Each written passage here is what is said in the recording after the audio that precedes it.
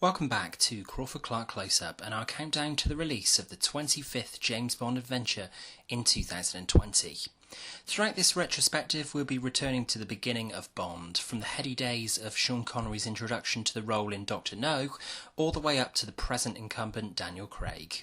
We'll also be putting the spotlight on our favourite moments from each respective 007, as well as ranking the girls, the villains, the title sequences, Fleming's novels, you name it.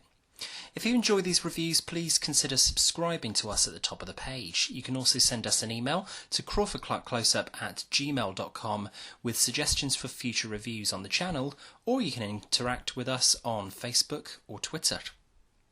In this second review in the retrospective, we'll be exploring how Sean Connery came to be cast as 007 and examining elements of the very first official Bond adventure, Dr. No, which celebrates its 57th birthday this year.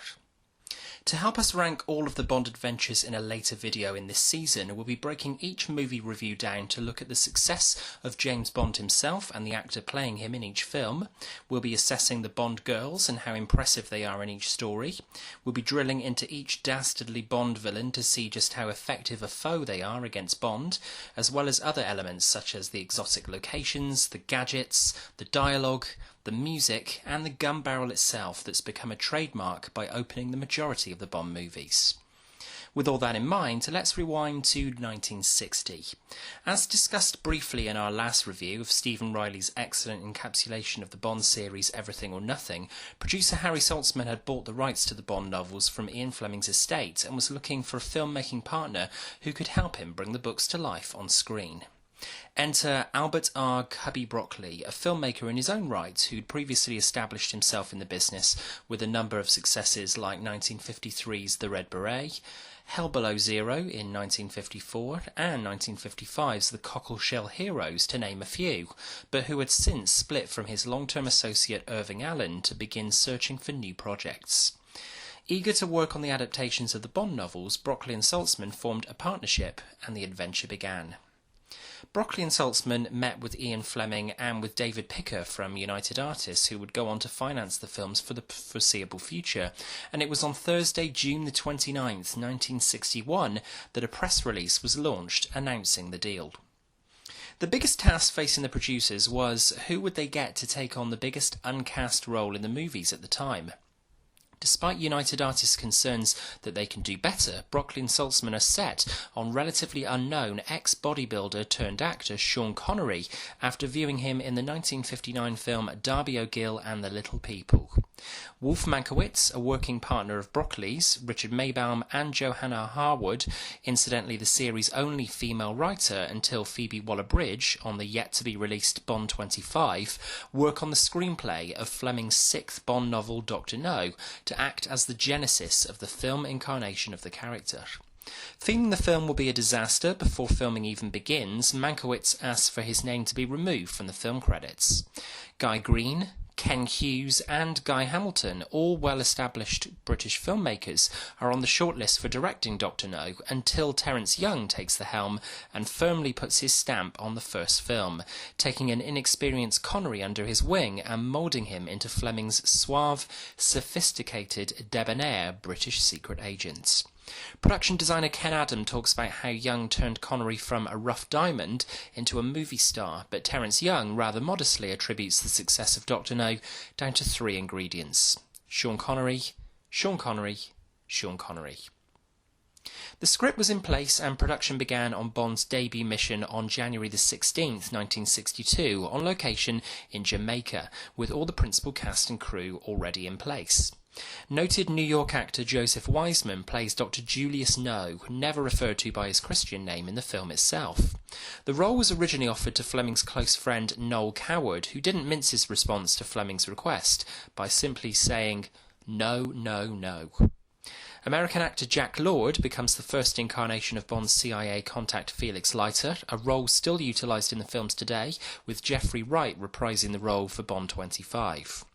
Terence Young calls upon his longtime friend Anthony Dawson to portray the corrupt Professor Dent, and John Kitts-Miller signs to play one of Bond's best allies in the series, the boatman Quarrel. The MI6 regulars also needed to be cast, and Bernard Lee portrays Bond's crusty superior M to perfection from Fleming's original description of the man.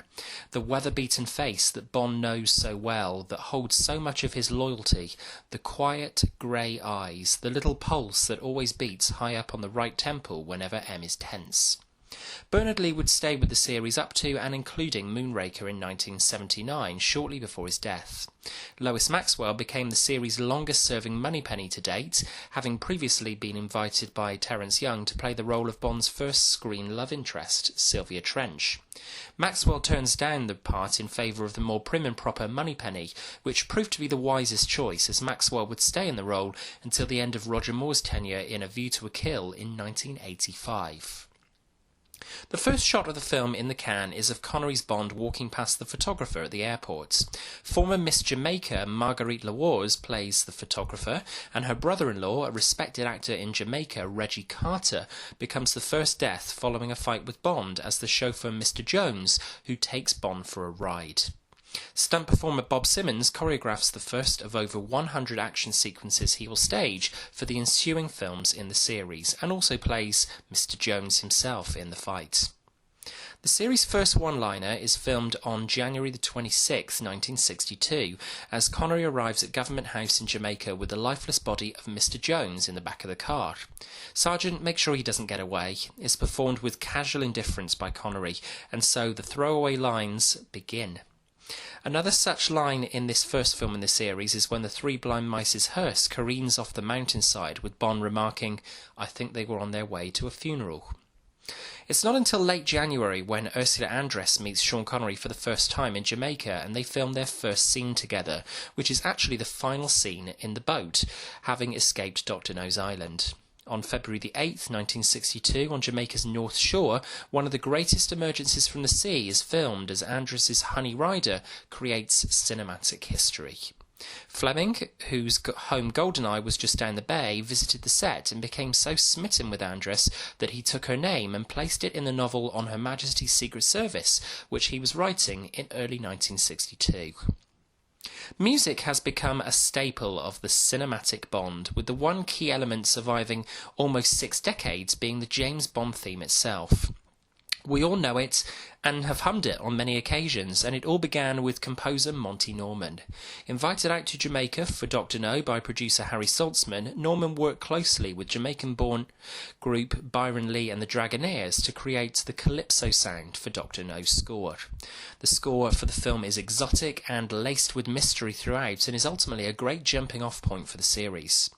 Monty Norman was unhappy about a theme for James Bond after Saltzman's suggestion of placing Underneath the Mango Tree at the top of the film.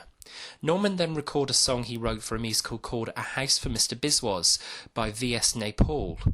The lyrics became the genesis for the Bond theme, and it was down to composer John Barry to arrange and conduct the new theme, with his orchestra adding life and reverb to Norman's theme to create the James Bond theme.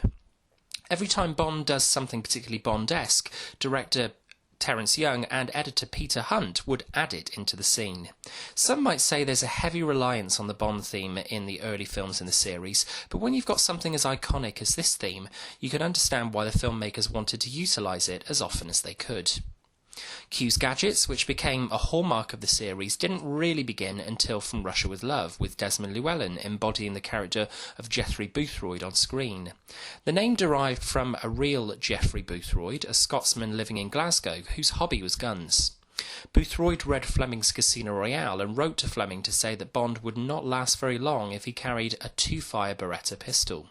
It's a lady's gun held in an unsafe chamois leather gun holster. According to Boothroyd, the Walther PPK, Bond's Beretta replacement, which makes it into the film, is a far more efficient gun for an agent for its rapid shots. The Bond girls in this debut outing are all beautiful, from Eunice Gase and Sylvia Trench, who Bond meets in his introductory scene in the film across the chemin de fer table in the casino, to Zena Marshall's Miss Taro, a character created purely for the film and not taken from the source novel, who tries to lure Bond to her home to be assassinated by Professor Dent. But it's Ursula Andress's virginal Honey Rider who really sets the screen alight in the second and third acts and stands up still as one of the most memorable in the leading lady pantheon in the series. If the casual moviegoer were shown Dr. No, they'd probably never realise that this was Connery's debut in the role. He takes to the character like a duck to water, and that introduction, filmed by director Terence Young on March the 2nd, 1962 at Pinewood Studios, has rightly gone down in history as perhaps the finest character introduction of all time. Flicking the lighter and introducing himself to Sylvia and the audience as Bond, James Bond, Connery instantly becomes the coolest man in the world, fulfilling Fleming's description of his titular protagonist, about 6 feet tall and somewhere in his middle 30s, with dark, rather cruel good looks and very clear blue-grey eyes. Bond stalks across the screen in Dr. No, flirting with danger at every turn, leaving traps in his hotel room in an inspired sequence that's amazingly yet to be recreated in another film in the series, and commands the screen every time he's on it, which is the vast majority of the film's 105-minute runtime. Dr. No has a solid line in Villainy, from Anthony Dawson's slimy Professor Dent to the inventive recurring motif of the Three Blind Mice assassins to Joseph Wiseman's Dr. No himself. He's quiet and calculated and gets surprisingly little screen time for the first villain in the series, but makes a great impact. The dialogue at the dinner table between Bond and his adversary and Dr. No's comeuppance are clear highlights. From Maurice Binder's inspired gun barrel motif that opens the film with the echoing gunfire to the kaleidoscopic world of the multicoloured titles, audiences are on a ride, and the biggest of Bond fans are still enjoying that ride. Dr. No received its premiere in London on October the 5th, 1962 at the Odeon Pavilion in Piccadilly Circus. The film went on to earn 20 times its $1 million budget, proving a smash hit with audiences and popular with the majority of critics. As United artist David Picker has remarked, the concept was always take what Fleming had created and put it on the screen, and the filmmakers accomplished this and then some. Despite a pitiful budget by today's standards of $1 million, Dr. No can stand high as a fine introduction to the cinematic world of Bond, a heady cocktail of intrigue, glamour and thrills. From Crawford-Clark Close-Up.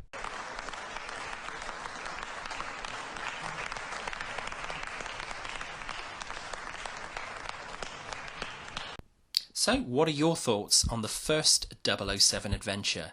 Is it a great start to the film series, or do you find it just a bit too safe?